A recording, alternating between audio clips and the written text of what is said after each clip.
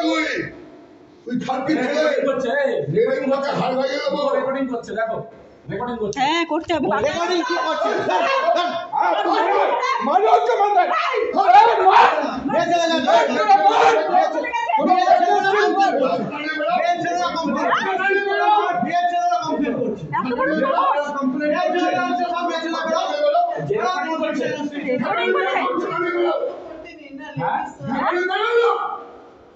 যা দাদা অনেক ভুল করছে দাদা